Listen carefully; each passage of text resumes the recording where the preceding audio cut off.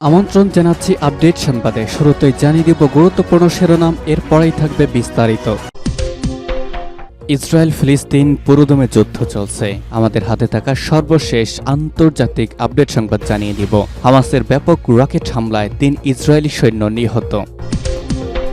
এরপর জানাবো ইসরায়েলের হামলা অব্যাহত রাখার ঘোষণা, গাজার যুদ্ধবিরতি আলোচনা শেষ। এরপর থাকবে আল জাজিরার অফিসে ইসরায়েলি পুলিশের অভিযান এবং সর্বশেষ জানাবো বাইডেন কি বিপদে পড়তে যাচ্ছেন, থাকবে এ সম্পর্কে প্রতিবেদন। এতক্ষণ শুনছিলেন গুরুত্বপূর্ণ সংবাদ শিরোনাম, এখন জানিয়ে দিব বিস্তারিত। হামাসের ব্যাপক রকেট হামলায় 3 ইসরায়েলি সৈন্য নিহত। হামাসের রকেট হামলায় ইসরায়েলের 3 সৈন্য নিহত হয়েছে, আহত হয়েছে আরও বেশ কয়েকজন। অবরুদ্ধ গাজা ভূখণ্ডে চলমান যুদ্ধের মধ্যেই ইসরায়েল গাজার মধ্যবর্তী কেরেম শালম সীমান্ত ক্রসিংয়ে হামাসের রকেট হামলায় হতাহতের এই ঘটনা ঘটে।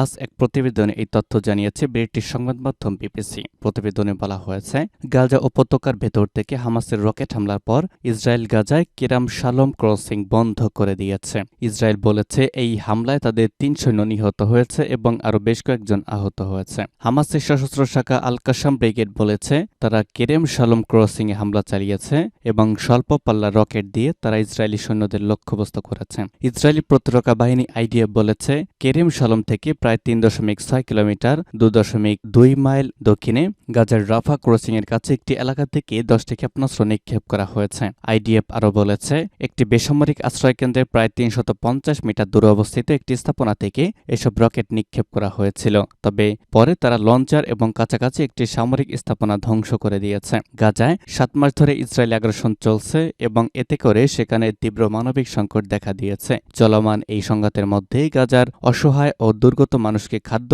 ও চিকিৎসা সামগ্রী সহ মানবিক সহায়তা দেওয়ার জন্য যে কয়েকটি পথ ব্যবহৃত হয়ে আসছে তার মধ্যে ক্রসিংটি অন্যতম।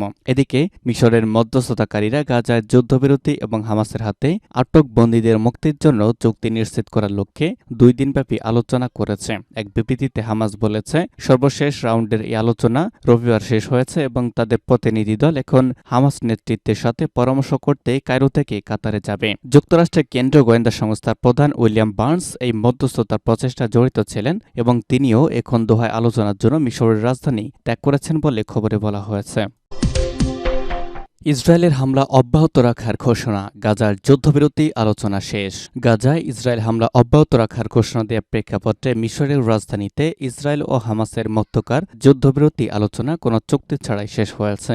গাজা ভিত্তিক ফিলিস্তিনি প্রতিরোধ আন্দোলন হামাস রবিবার জানিয়েছে তাদের প্রতিনিধি দলটি কায়রো থেকে গাজায় ফিরে যাচ্ছে। এর আগে ইসরায়েলের প্রধানমন্ত্রী বেনিয়ামিন নেতানিয়াহু বলেন যুদ্ধ বন্ধের দাবির কাছে আত্মসমর্পণ করাটা পরাজয়ের শামিল। পরিচয় প্রকাশ না করার শর্তে এক হামাস কর্মকর্তা এএফপিকে বলেন মিশরে গোয়েন্দা মন্ত্রীর সাথে বৈঠক শেষ হয়েছে। হামাস প্রতিনিধি দল আরও আলোচনার জন্য দোহায় ফিরে যাচ্ছে। হামাস আলোচকেরা আগামীকাল কায়রো ফিরবেন বলে আশা করা হচ্ছে। মিশরীয় গোয়েন্দা সংস্থার সাথে সম্পর্কিত নিউজ সাইট আল কাহেরা এ খবর জানায়। এদিকে সিআইএ পরিচালক বিল বার্নস মধ্যস্থতা আলোচনার জন্য কাতারের প্রধানমন্ত্রী মোহাম্মদ বিন আব্দুল রহমান আল সানির সাথে আলোচনার জন্য দোহায় রওনা হয়েছেন। নেতানিয়াহুর অফিস থেকে পাঠানো এক বিবৃতিতে বলা হয়েছে তার মন্ত্রিসভা হামাসকে আবারও গাজা নিয়ন্ত্রণ নিতে দিবে না। ইসরায়েল হামাসের দাবি মেনে নিবে না। তাদের দাবি মানার অর্থ হল আত্মসমর্পণ করা। তারা তাদের লক্ষ্য অর্জিত না হওয়া পর্যন্ত যুদ্ধ চালিয়ে যাবে। অন্যদিকে হামাস এক বিবৃতিতে বলেছে তারা ইতিবাচক ও দায়িত্বশীল ভূমিকা পালন করবে। তারা জানায় তারা একটি চুক্তিতে পৌঁছার জন্য দৃঢ় প্রতিজ্ঞ। হামাসের প্রধান দাবিগুলোর মধ্যে রয়েছে যুদ্ধের পূর্ণ অবসান, গাজা উপত্যকা থেকে ইসরায়েলি পুরোপুরি প্রত্যাহার, উদ্বাস্তুদের বাড়িতে ফেরার অধিকার প্রদান, ত্রাণ সহায়তা বাড়ানো।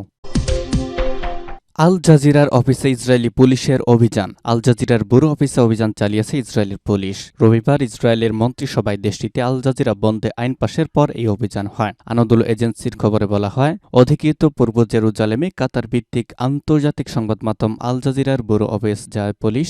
সেখানে তারা প্রতিটি কক্ষ তল্লাশি করে। এরপর সেখান থেকে চ্যানেলের সম্প্রচার যন্ত্রপাতি জব্দ করে নিয়ে যায়। ইসরায়েলের যোগাযোগ মন্ত্রী সোলোমো কারহি বলেন আমাদের পুলিশ আল জাজিরার অফিসে গেছে, সেখান থেকে যন্ত্রপাতি জব্দ করেছে। এর আগে আল জাজিরা সম্প্রচার বন্ধে চূড়ান্ত সিদ্ধান্ত নেয় ইসরায়েল। রবিবার দেশটির মন্ত্রিসভায় সর্বসম্মতিক্রমে এই সংক্রান্ত একটি আইন পাস হয়। পরে প্রধানমন্ত্রী বেনিয়ামিন নেতানিয়াহু এক্সে বিষয়টি জানান। তিনি লিখেন, ইসরায়েলে উস্কানিমূলক চ্যানেল আল জাজিরা বন্ধ করা হবে। সর্বসম্মতিক্রমে তা পাশ হয়েছে।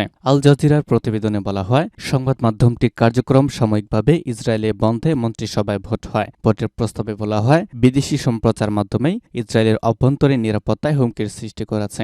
গত মাসে ইসরায়েলের সংসদে জাতীয় নিরাপত্তার জন্য হুমকি বলে বিবেচিত বিদেশি ওই সম্প্রচার মাধ্যমকে ইসরায়েলে সাময়িকভাবে বন্ধ করার অনুমতি দিয়ে একটি আইন পাশ করা হয়। তখন ইসরায়েলের যোগাযোগ মন্ত্রী সোলোমো অভিযোগ করেছেন যে আল জাজিরা ইসরায়েলের বিরুদ্ধে শত্রুতাকে উৎসাহিত করেছে। আমাদের সরকারি প্রেস অফিস থেকে পরিচয়পত্র নিয়ে আমাদের বিরুদ্ধে কাজ করবে এমন একটি গণমাধ্যমকে কোনোভাবে সহ্য করা যায় না, বিশেষ করে যুদ্ধের সময় তো আরোই না।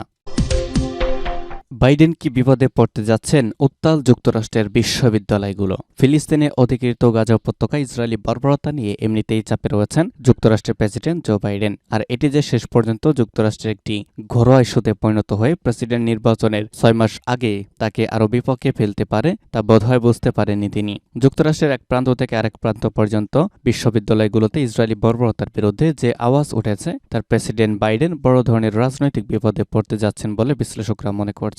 তাদের মতে আগামী নির্বাচনে এর বড় খেসারত দিতে হতে পারে বাইডেনকে। দেশটিতে চলমান পরিস্থিতির মধ্যে ফিলিস্তিনিদের পাশে দাঁড়িয়ে সিনেটর বার্নি স্যান্ডার্স বলেছেন, বাইডেনের ভিয়েতনাম হয়ে উঠতে পারে ইসরায়েল। এদিকে স্নাতক সমাপনী অনুষ্ঠান ঘিরে বিশ্ববিদ্যালয় কর্তৃপক্ষ বেশ চ্যালেঞ্জের মধ্যে পড়েছে। শনিবার মিশিগান বিশ্ববিদ্যালয়ের স্নাতক সমাপনী অনুষ্ঠান মঞ্চের সামনে বিক্ষোভ করেন ফিলিস্তিনপন্থীরা। ভার্জিনিয়া বিশ্ববিদ্যালয়েও সমাপনী অনুষ্ঠান চলাকালে ব্যাপক বিক্ষোভ হয়। সামনের দিনগুলোতে ক্যাম্পাস নতুন করে অশান্ত হয়ে উঠতে পারে বলে আশঙ্কা করা হচ্ছে।